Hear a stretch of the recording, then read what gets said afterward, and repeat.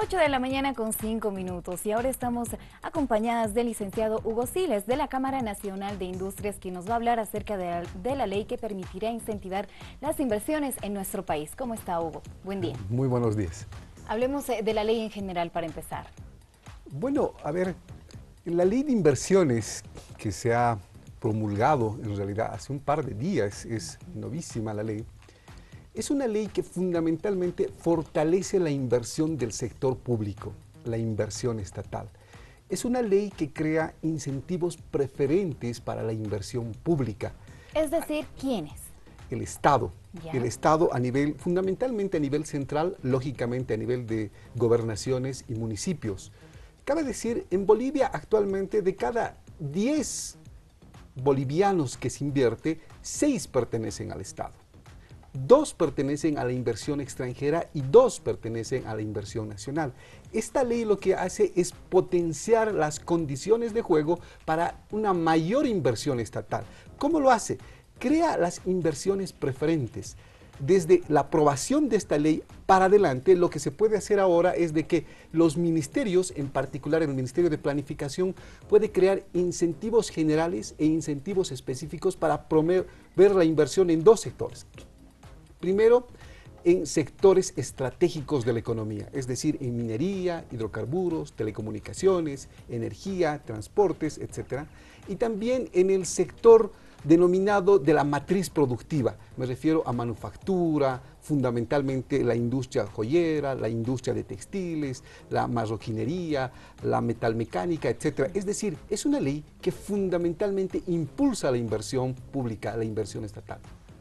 Y en ese sentido, estarían también, digamos, privilegiando a los pequeños o medianos productores en el tema de la inversión. Es decir, el Estado invertiría dentro de nuestro mismo país, no invertiría fuera del país. ¿Cómo sería? A ver, lo que fundamentalmente hace, y este es un cuerpo central de la ley, esta ley fundamentalmente impulsa la inversión pública, es fundamentalmente un motor de la inversión pública.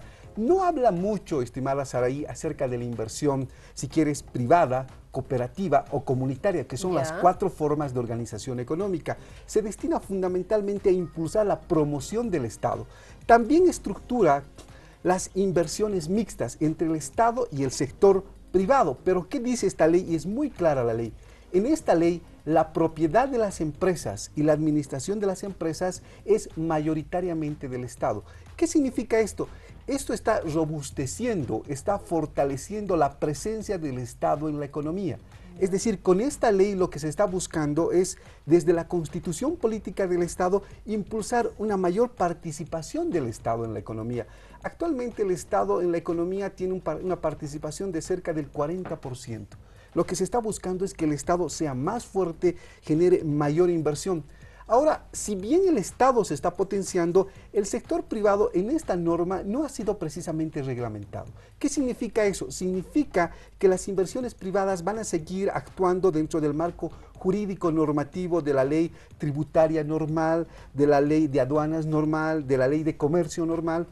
En consecuencia, esto es, y permíteme que me entiendas, es una ley fundamentalmente para incentivar la inversión estatal. Para incentivarla. ¿Quiénes se benefician con esta ley y cómo? Bueno, básicamente, a mi juicio, se beneficia el Estado, es el principal beneficiario. Esto es muy importante, Karen, señalar. Esta ley fundamentalmente impulsa la inversión estatal, no impulsa necesariamente la inversión privada pequeña porque no se refiere a la inversión. En todos los artículos de la ley no vas a encontrar una sola palabra acerca de la inversión comunitaria, de la inversión cooperativa, aislada, pura. En consecuencia, quien se beneficia es el Estado. Fundamentalmente el Estado porque el objetivo es de cara al 2025. El objetivo de esta norma es conseguir la Agenda 2025. La Agenda 2025 tiene un propósito fundamental, intentar llegar a pobreza cero en Bolivia el año 2025. En consecuencia, el Estado va a generar mayor inversión. Hace un par de años atrás, el Ministerio de Desarrollo Productivo y Economía Plural ha presentado un proyecto de 1.929 millones en 28 complejos productivos. Complejos productivos que van desde la quinoa, leche, van metalmecánica, inclusive plantas de cemento, etcétera, etcétera. En consecuencia, lo que produce esta ley es un impulso a la inversión pública. Lógicamente que acá se genera una discusión acerca ¿cómo va a estar la inversión privada? Reitero, la inversión privada va a seguir actuando en el conjunto de normas que existen en el país, puesto que esta norma, esta ley específicamente no se refiere a inversiones privadas muy en particular. Hablemos del artículo 27 acerca de la nacionalización de las inversiones. ¿En qué queda este artículo? Bueno, yo he tenido la oportunidad, Karen, de seguir esta ley muy de cerca desde hace literalmente 2 años atrás. Decirte que en enero del 2012, cuando se realiza el primer encuentro plurinacional en Cochabamba, en Quillacollo, tuve la oportunidad de asistir, el gobierno tuvo 2 compromisos con el conjunto de actores sociales. Esos 2 compromisos han sido, primero, una ley de inversiones, que ya la tenemos, y segundo, generar un Consejo Nacional Económico, Productivo y Social. Lamentablemente, este segundo compromiso está en camino, todavía no lo tenemos. En consecuencia, ¿qué significa esto? Esta ley fundamentalmente lo que está haciendo es, además de promover la inversión pública, está fundamentalmente mejorar el clima de inversión en la región. Yo quiero señalarte, Bolivia en Sudamérica está a nivel de clima de inversión entre el 8º, el 9º y el 10º lugar. En América somos 10 países en Sudamérica, de estos 10 países Bolivia está entre el 8º y el 9º lugar. ¿Quiénes están a la saga en América Latina, particularmente en Sudamérica en inversiones? Paraguay y Venezuela. ¿Quiénes están en primer lugar en las inversiones en Sudamérica? Está particularmente Chile. En consecuencia, Bolivia con esta ley va a procurar tener mayor impulso, atraer mayor inversión. Una comparación, Karen, para que tú te des cuenta. Cuando tú tienes una ley de inversiones, ahora lo que tienes es un atleta. Ya tienes un atleta. Este atleta va a compartir con los demás atletas de Sudamérica para atraer inversiones, para ganar inversiones. En consecuencia, vamos a ver en los próximos meses y años la participación de esta ley para poder atraer inversión. Permítame un segundo cuadro, Karen. Claro que en sí. Sudamérica, ¿Podríamos mostrarlo? Me gustaría, por favor. En Sudamérica, Karen, de cada $100 de inversión que llega a Sudamérica, de cada $100, 1 llega a Bolivia. $1 llega a Bolivia. ¿Cuántos dólares llegan al Brasil? 56 de cada $100 llegan al Brasil. Tú te preguntarás, ¿cuántos dólares llegan a Chile? ¿Cuántos dólares llegan a Perú? En el caso, por ejemplo, de Perú, llegan de cada $100, $10 llegan a Perú. A Chile están llegando exactamente $8. En consecuencia, lo que tiene que hacer Bolivia es precisamente crear las condiciones para la atracción de la inversión. Ahora, en Bolivia, y esto para terminar, no es suficiente una ley de inversiones. Tenemos que tener un aparato institucional, una estrategia, ¿no? Tenemos que tener instituciones públicas eficientes, eficaces, reducir la tramitología estatal, tener condiciones de infraestructura para poder, caminos, infraestructura, energía eléctrica, materia prima, etcétera, para poder impulsar la inversión. Licenciado, una consulta. Yo soy una persona común, no entiendo mucho del tema de economía. Yo quisiera saber, como parte del pueblo boliviano, ¿cómo se da esto en la práctica? ¿Cómo yo puedo ver que se está teniendo incentivos en las inversiones estatales? Un ejemplo bien sencillo. A ver, cuando se aprueba la ley de promoción de inversiones, que es el nombre exacto que tiene, lo que está fundamentalmente buscándose es para los grandes inversionistas, Saray. Los grandes inversionistas. Los grandes inversionistas. Estatales. Estatales y privados extranjeros. Estamos hablando de hidrocarburos, estamos hablando de minería. Esta es una ley que fundamentalmente va a generar o empresas estatales únicamente o asociaciones estatales con empresarios privados extranjeros. ¿Diferencia entre empresa y asociación? Lo que pasa es de que esta asociación estatal, una empresa mixta, es componente extranjero y componente nacional público. Sin embargo, un elemento central de esto es de que el Estado tiene más del 51% de la propiedad y tiene la administración de la empresa. Es como en este canal, por ejemplo, donde el Estado puede ser el propietario, puede invertir un inversionista privado, pero ¿quién tiene la mayoría de la propiedad? El Estado, no tiene el privado. ¿Y quién tiene la administración? El Estado, no el privado. Esa es una de las características. Ahora bien, como te decía, Esto no es fundamentalmente para empresas pequeñas. Las empresas pequeñas van a seguir actuando en el marco del conjunto de normas que existen en el país. Esto es para empresas fundamentalmente grandes. ¿Qué sectores? Hidrocarburos, minería, energía, posiblemente transportes, saneamiento básico y otros sectores estratégicos de la economía. Ya, y esto evidentemente va a llegar a nuestra población cuando el Estado invierta, por ejemplo, digamos, en saneamiento, Efectivamente. Ejemplo, y se vea, ¿no?, de alguna manera que existen proyectos, que existen intención, interés o actividades así tangibles. Es muy importante señalar, Saraí, que desde hace literalmente 6 años el actual Estado plurinacional tiene un modelo económico. Este modelo económico es un modelo redistribuidor del excedente, así se denomina. El ministro de Economía y Finanzas Públicas, don Luis Arce Catacora, lo ha denominado redistribuidor del excedente. ¿Qué significa?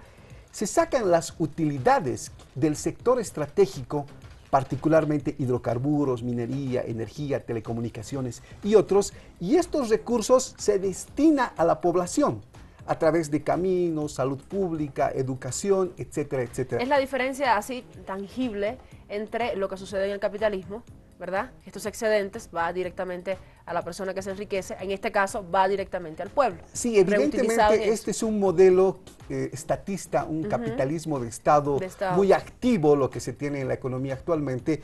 ¿Y qué hace esta ley de promoción de inversiones? Reglamenta la constitución política del Estado. La constitución política del Estado es muy clara. Dice que el Estado actualmente planifica, dirige e invierte en la economía. Entonces, esta ley lo que está haciendo es reglamentar la Constitución en el sentido de que el Estado ahora es un actor más vigoroso, se fortalece más en las actividades de inversión en la economía. Y esas inversiones generan utilidades. Esas utilidades se destinan a la población.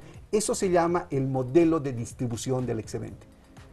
Bien, exacto. Está, me imagino que sí, ¿no? Está clarito. Antes de irnos, quiero saber quiénes son los que invierten en nuestro país. ¿A quiénes les interesa hidrocarburos, transporte, manufactura? Bueno, permíteme señalar este cuadro. ¿Ya? Del 100% de la economía, como te señalaba, el 56% invierte el Estado. Ya. Eso es muy importante. Antes, el Estado, estimada Karen, actualmente ha invertido 13.800 millones de dólares.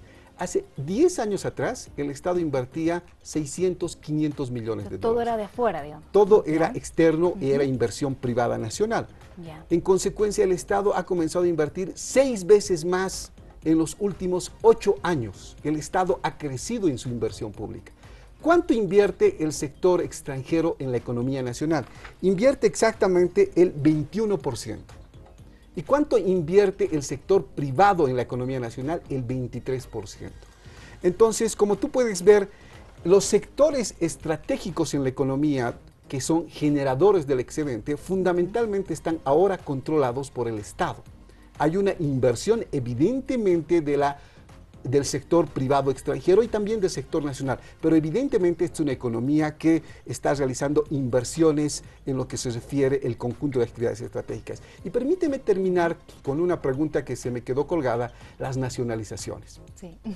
Bueno, las nacionalizaciones, el artículo 27, ha sido un tema muy debatido en los últimos 2 años. Decirte que ha sido extraído de esta norma. El artículo 27 no está presente en esta norma. ¿Qué señalaba aquello? Que el Estado, por interés público o por soberanía nacional, podía realizar nacionalizaciones de empresas. Este artículo está contenido en la Constitución Política del Estado Plurinacional, no está en la Ley de Promoción de Inversiones. ¿Eso qué significa? Significa que si bien no está en esta Ley de Promoción de Inversiones, el Estado aún puede realizar nacionalizaciones. Está en la Constitución Política del Estado. Y un segundo tema que ha sido muy debatido en esta norma ha sido lo que se llama la ley de arbitraje y conciliación. Es decir, cuando tú tienes problemas con el Estado, cuando realizas inversión, ¿dónde puedes acudir? Es decir, una ley de arbitraje y conciliación. Mucho se ha debatido sobre este tema, ¿verdad? Y actualmente, ¿cómo ha salido la solución en esta norma? Es de que en 90 días, a partir de la promulgación de esta norma, se va a crear una ley, una disposición de arbitraje y conciliación. quiero señalarte algo que ha generado mucha preocupación. De acuerdo también a la Constitución, solamente la instancia nacional puede resolver problemas de inversión. No se puede, a partir de esta ley de inversiones y de la Constitución, ir a instancias internacionales para cualquier problema de conciliación o arbitraje en temas de inversión. Licenciado, una última pregunta. ¿Usted cree que con esta ley estamos propiciando que lleguen a Bolivia más inversores extranjeros o estamos estableciendo reglas para la relación contractual comercial entre el inversor extranjero y Bolivia? Yo creo que esta es una ley necesaria, Saraí. Es una ley que evidentemente ya genera las reglas de juego claras para los inversionistas, ¿verdad? Porque cuando un inversionista realiza cualquier inversión, lo primero que necesita es certidumbre. Yo necesito reglas específicas para poder realizar mi inversión. Yo creo que es una ley necesaria, pero todavía faltan otros elementos, como señalaba la institucionalidad, el tema de infraestructura, el tema de otras leyes. Comentarte que están en camino las leyes, por ejemplo, en el tema tributario, en el tema de comercio, en el tema laboral, en el tema financiero, recientemente se ha aprobado. En consecuencia, no es una sola ley que va a permitir atracción de inversiones. Es un conjunto de leyes, es una institucionalidad estatal que va a permitir mayor inversión. Estimo en términos generales que ya se generan las reglas de juego claras en la economía para la inversión. Yo estoy bien clarita, no tengo otra pregunta. Sí, ¿no? Bueno, yo después voy a continuar. No es cierto.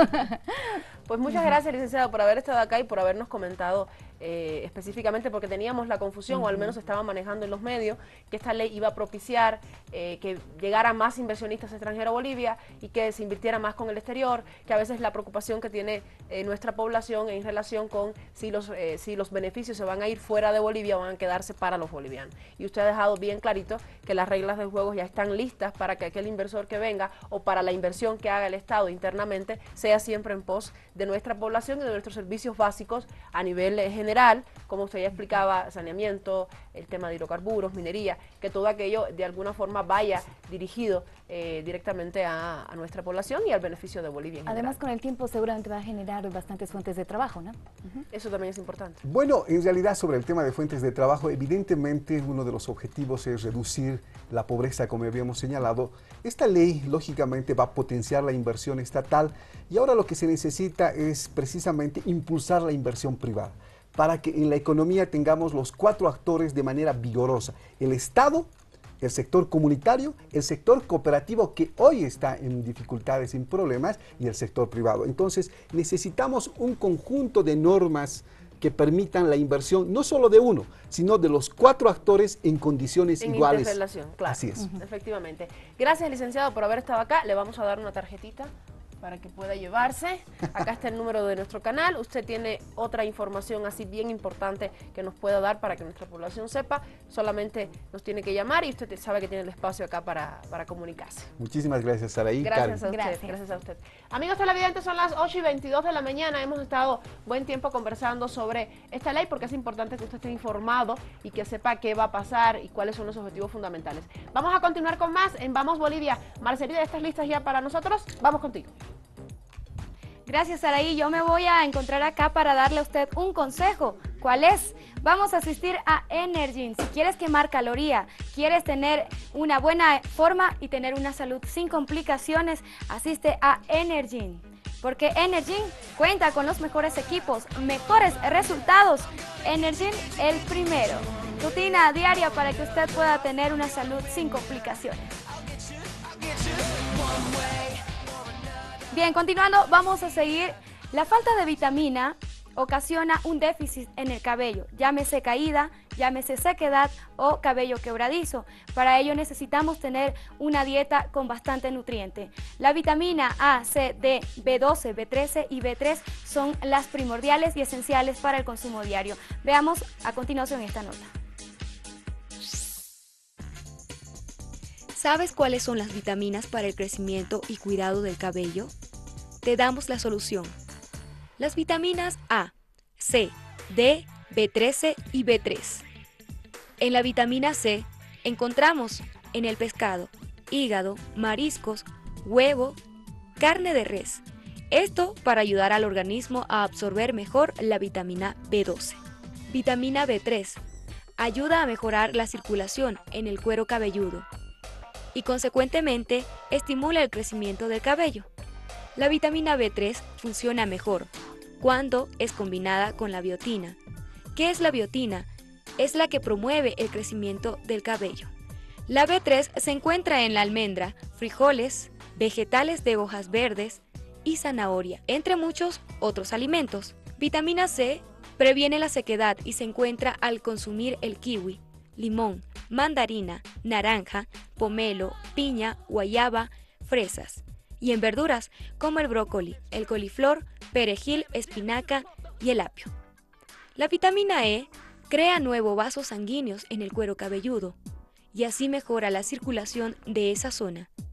Vitamina D ayuda a absorber el calcio, lo cual es esencial para mantener sanos los folículos del pelo.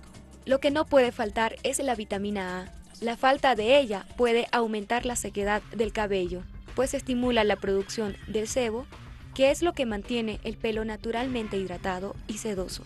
La vitamina A la encuentras en la zanahoria, en el mango, espinaca, la yema de huevo, la leche, entre muchos otros. Vitaminas principales importantes para el cuidado de tu cabello. No lo tomemos como opción, lo tomemos como un hecho, porque estos nutrientes, tanto frutos como vegetales, aportan mucho al beneficio de nuestra salud, puesto que aparte de tener un bonito cabello saludable, mantenemos una salud sin complicaciones. Vamos a continuar con mucho más porque tenemos invitados. Quédense en la revista todavía. Así es, Marce, gracias. En estos momentos conversando con la representación, en el Festival Internacional de Teatro acá en la ciudad de La Paz, la representación de Dinamarca. Y tengo la suerte de estar acompañada por el actor protagonista de la obra que presenta, me refiero a Síndrome de Frontera, y por el director de la obra. Bueno, estoy con el director y su traductora, porque todavía no habla muy bien castellano, pero tengo la suerte de que esté acá para que usted pueda entender las ideas que nos quiere comunicar y cuál es la importancia para ellos de estar en el FITAF. Buen día, Ernesto Piga. Buen día, sí. Buen día, Jens. Gracias. Buen día y buen día, traductor. Muy buen día. Gracias por haber llegado acá. Cuéntame inicialmente cómo lo han recibido la ciudad de La Paz, Ernesto, en tu caso. Muy bien. Muy bien. Sí. La altura, bien. La altura, más o menos bien. Soroshi, un poco, mate de coca. Sí, sí. Bien. Sí. Qué bueno, me creo alegra. que estoy listo para... Estás listo noche, para la obra de sí. hoy. Excelente. Jens, ¿cómo la has recibido? ¿Cómo te ha recibido la ciudad de La Paz? Jens, how about La Paz? How did it get you? Oh, I like La Paz very much. It's a beautiful city, and I'm adapting to being here now, to the altitude and everything. I like it very much. Él dice que le gusta mucho La Paz, que le recibió de muy buena forma, aún acostumbrándose un poco a la altura, pero muy bien. Excelente. No puede correr. ¿Correr? No. You can run, right? Yeah. Excelente. Gracias. Comenzaremos hablando contigo, Ernesto. Sí. Vienes de Dinamarca. Me comentabas que vienes de Dinamarca, de eso vamos a hablar después, Sí. no voy a dar la primicia todavía. Cuéntame, ¿qué tipo de teatro, cuáles son las tendencias que están ahora mismo teniendo lugar en Dinamarca, que nos puedas comentar y que sea de alguna forma interesante en relación con el FITAF, con lo que está pasando? El teatro en Dinamarca es muy viviente, ¿no? Porque el sistema de cultura de apoyo es muy... le dan mucho dinero, ¿no? A la cultura allá. Entonces, es muy experimental y interesante. Pero también interesante para mí estar aquí, ver el teatro de Sudamérica, porque es muy diferente en muchos niveles, pero hay similares también, ¿cómo se dice? Hay líneas que se relacionan sí. y que se asemejan de alguna manera. Sí. Qué bien. Yo les agradezco que estén acá en el FITAF, porque siempre es bueno conocer otras dimensiones, otras latitudes y cómo se está trabajando el teatro en otros lugares. James, específicamente, ¿por qué están ustedes trayendo al FITAF Síndrome de Frontera? Y desde la dirección de la obra, cuéntanos tus impresiones y cómo ha sido el trabajo con Ernesto Piga como protagonista. Why you decided to bring Síndrome de Frontera to Bolivia, and what's your experience as a director from this play? Well, first of all, we wanted to bring this show to Bolivia because it's a story that really could take place anywhere in the world. It's about immigration. It's about moving from one country to another, and what happens to you when you make that move, and how hard it is to go back to where you came from. And this story is, we found this story in Albania, in Europe as well. An Albanian writer who fled to Greece many years ago. So it's not a Danish story, it became an international story, and that's why we thought it was interesting to bring it here too. And also to see what the reaction will be when we're here. Excelente. Esta es una obra que trata sobre la migración, entonces vieron ellos que podía adaptarse fácilmente a Bolivia porque el tema es bastante amplio. Ellos encontraron la obra en Albania, trata sobre, is it right from the writer came from Greece, right? He came from Albania and fled to Greece, moved to Greece. El autor llegó desde Albania y se fue directamente a Grecia, entonces habla más o menos sobre la experiencia del autor. Específicamente les recordaremos al público, por si acaso ahora mismo no sabe, nos referimos a la novela Pequeño Diario de Frontera del escritor, albanés Gafmen Gayapnif, no sé muy bien pronunciarlo, pero este personaje es un personaje bien importante en el tema de la literatura de Albania. Refleja, leí ayer un poco sobre la novela, refleja esa necesidad que tenemos todos de salir, de salir fuera, más allá de las fronteras, y que a veces nos es digamos, obstaculizado por ciertos elementos sociales, políticos, y en el caso de este escritor llega a Grecia y quiere representar en la novela lo que siente y aquella necesidad de salir, de extenderse de las fronteras. Y específicamente ya hablando de la novela, que ha sido una selección, digamos un resumen de la novela Síndrome de Frontera, que es la obra que están presentando hoy en el Teatro Municipal, quiero hablar específicamente sobre la escenografía.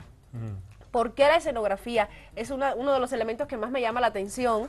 Te preguntaba, estaba en una entrevista cuando has llegado al estudio y te he preguntado, ¿cómo puedes hacer la obra entre 3 maletas? Me dice, son 5. Son 5, sí. Va a ver usted, no le vamos a adelantar del todo lo que sucede en la obra, pero va a ver usted qué interesante, de qué manera se puede jugar con los elementos que reflejan viaje, que reflejan traslado, ¿verdad? Y la maleta, el instrumento donde llevamos nuestra ropa, nuestros elementos más preciados a otro país, cuando nos vamos del nuestro, vamos de visita o decidimos vivir en otro lugar. Es interesante. Cuéntanos, Ernesto, ¿cómo ha sido ese trabajo y por qué escoger la maleta y no 4 cartones?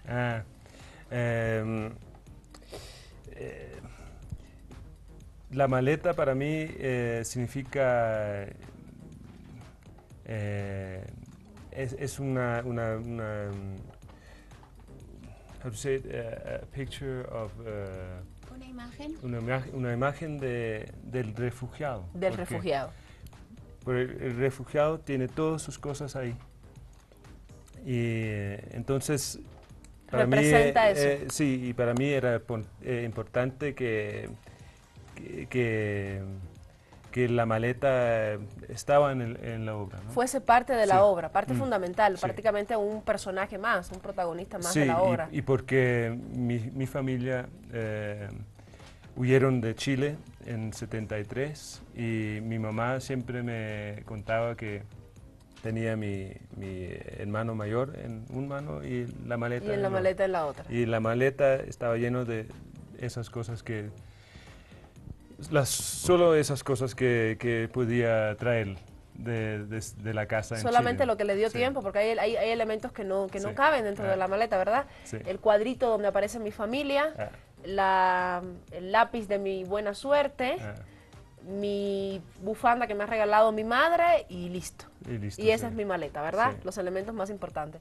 Pues yo les agradezco mucho por haber estado acá. Sé que es un reto para ustedes doble porque tienen que hablar otro idioma y tienen que hacerse entender. En la obra es en español. La obra es en español. Es en español. Sí. 60 minutos hablando en español. Sí. Interesante. Vamos a estar ahí, vamos a estar ahí. Les invito a que puedan, invitar al público a que puedan llegar al lugar donde se van a presentar y que vuelvan nuevamente a La Paz, que no sea solamente por el FITAF. Sí, por hacer supuesto, teatro. Sí. Les doy la palabra. James, ¿quieres invitarle tú, por favor? Would you like to ask the people from La Paz to come to the play tonight? Oh yes, yes. Please come and see our show tonight. That would be great. I think it's an important story, and I hope that you will come and join us. Él dice que espera que el público pueda asistir esta noche, que es una historia muy linda y que los espera.